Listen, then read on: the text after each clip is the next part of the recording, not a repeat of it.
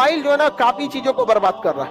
आप अगर इस पे टाइमर लगा के देखिएगा, मोबाइल में एक सॉफ्टवेयर आता है जो ये बता देता है कि आपने 24 घंटे में कितने घंटे मोबाइल चला है। 5 से 6 घंटा दिखाएगा। एक एवरेज इंडियन 4 घंटे मोबाइल चलाता है। और समस्या ये है कि आप मोबाइल में प्रोडक्टिबिलिटी नहीं देखते, काम की चीजों को नहीं देखते, इंटरटेनमेंट चीजों को देखते हैं। और मोबाइल खोलेगा या तो इंस्टाग्राम पे बिजी हो जाएगा या तो शॉर्ट्स देखेगा।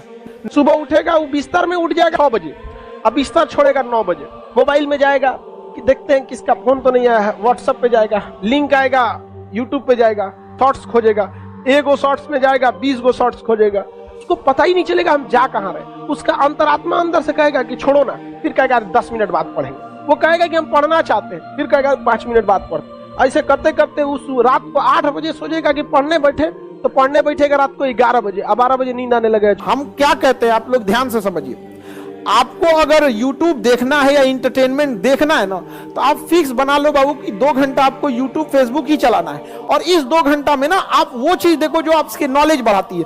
कभी चेक कर लो पनडुब्बी कैसे काम करती है, परमाणु बम कैसे वर्क करता है। दिमाग एक रबड़ की तरह इलास्टिक है, जितना इस पे स्ट्रेस दीजिएगा ना वो उतना फैलते जाएगा, और जितना इसको रिलीफ दीजिएगा सिकुड़ते जाएगा। तो जिस चीज में आपको आनंद आता है ना उसमें इसे रिलीफ मिलता है, तो आपको अच्छा लगेगा लेकिन सिकुड़ते जाएगा। इसलिए देखिएगा ज्यादा मोबाइल लेन देन में बिजी रहने वाले लोग संकुचित विचारधारा के हो जाते हैं। 24 घंटा कोई नहीं पढ़ सकता, उसको भी माइंड फ्रेश करने के लिए कुछ बढ़िया किताबें देख सकते हैं उसको।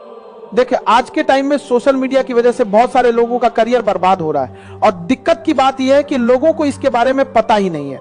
अगर आप भी बहुत ज्यादा मोबाइल फोन यूज करते हैं तो आगे का जो 8 मिनट है उन्हें ध्यान से सुनना और वीडियो बीच में मत छोड़ना, वरना 5-6 साल बाद तुम्हें यह महसूस होगा कि तुमने अपना 5-6 साल तो ऐसे ही बर्बाद कर दिए। तो वीडियो को एंड तक जरूर देखना। कभी सोचा है कि शॉर्ट्स और इंस्टा रील की वजह से तुम्हारा अटेंशन टाइम कितना कम हो गया है? रील और शॉर्ट्स देख देख कर दिमाग कितना खराब हो गया है कि कोई थोड़ा सा भी मुश्किल और बोरिंग काम आता है तो हमारा माइंड उसे करने से बिल्कुल मना कर देता है। लेकिन इंस्टा रील और शॉर्ट्स देखने का सबसे बड़ा नुकसान ये नहीं है, सबसे बड़ा नुकसान है तुम्हारा टाइम। पूरा 24 हाथ से कैसे निकल गया पता भी नहीं चला। वे सारे गोल्स, वे सारे टारगेट जो 2024 के स्टार्ट होने पर बनाए थे सब के सब धरे रह गए। अब 2025 स्टार्ट होने वाला है, साला डर इस बात का लग रहा है कहीं 25 भी ऐसे ही तो नहीं निकल जाएगा जैसे 24 निकल गया। देखो यार, डर तब नहीं लगता है जब आप फेल हो जाते हो, डर तब लगता है जब आप उस फील्ड में सफल होने के लायक हो और फिर भी 1000 कोशिश करने के बाद भी आपको सफलता ना मिले। तब जो फीलिंग होती है ना यार, बता नहीं सकता। रातों की नींद उड़ जाती है, साला कभी कभी लटकने तक का मन करता है। और ऐसे ही 3-4 दिन पहले मैं काफी डिप्रेस होकर एक कमरे के अंदर बैठा हुआ था और मेरे कमरे में भगवत गीता रखी हुई थी, जिसमें मुझे श्री कृष्ण का एक कोट मिला जिसे पढ़कर मुझे फिर से यूट्यूब पर मेहनत करने का मोटिवेशन मिला। उस कोट को मैं तुम्हारे साथ भी शेयर करता हूँ। यदि तुम विजय चाहो भी तो यह आवश्यक नहीं कि विजय तुम्हारी ही हो जाए, तुम्हारी पराजय भी हो सकती है। किंतु यदि तुम विजय से मोहित नहीं होगे तो पराजय से भी नहीं घबराओगे। यदि तुम ये सोचो पार्थ कि चाहे विजय हो चाहे पराजय, किंतु तुम तो केवल इसलिए युद्ध कर रहे हो कि युद्ध करना तुम्हारा कर्तव्य है, तो विजय के सुख या पराजय के दुख का प्रश्न ही नहीं उठता।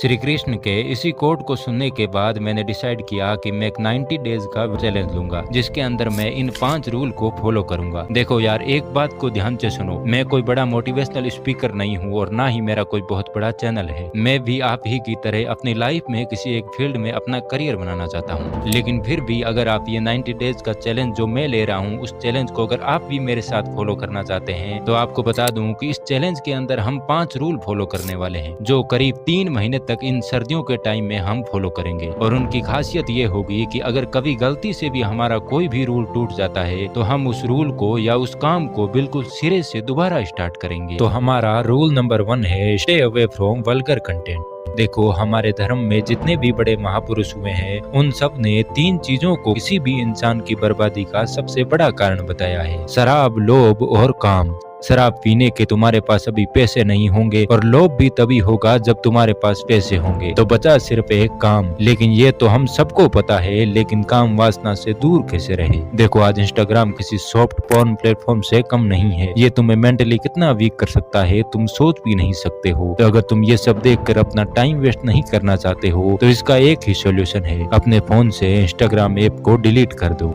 अब जिस प्लेटफॉर्म में आप ये वीडियो देख रहे हैं, मैं नाम नहीं ले सकता हूँ वरना वीडियो डाउन भी हो सकती है, लेकिन अगर उसकी वजह से भी आप डिस्ट्रैक्ट होते हैं तो आप इसे भी डिलीट कर दीजिए और मोबाइल फोन से बिल्कुल दूर हो जाइए। हमने मोबाइल फोन को अपने डेली रूटीन का हिस्सा बना दिया है, लेकिन सबसे बड़ी बात यह है कि मोबाइल फोन को बात करने के अलावा अपने डेली रूटीन में ऐड करने की कोई जरूरत नहीं है। पर अगर तुम सोच रहे हो कि इसी की वजह से तो हम नॉलेज एक्वायर करते हैं, अगर इसे ही बंद कर दिया तो हमारे अंदर नॉलेज कहाँ से आएगा। तो आपको बता दूं, आज के टाइम में हर किसी के पास ज्ञान है, हर कोई ज्ञान से भरा पड़ा है, लेकिन सबसे बड़ी दिक्कत यह है कि उसे कोई अप्लाई नहीं कर रहा है। तो एक बार इससे दूर होकर उस ज्ञान को अप्लाई कीजिए जो आपके पास अभी है। और इसके अलावा अगर आपको अपनी फील्ड का नॉलेज लेना ही है तो आप किताबें पढ़िए। किताबों से बेस्ट कुछ भी नहीं है नॉलेज एक्वायर करने के लिए। तो अब हमने माइंड को तो साफ कर लिया, लेकिन आगे क्या करना है अपने गोल को अचीव करने के लिए। इसके लिए देखो rule number 2, disappear for 90 days of winter.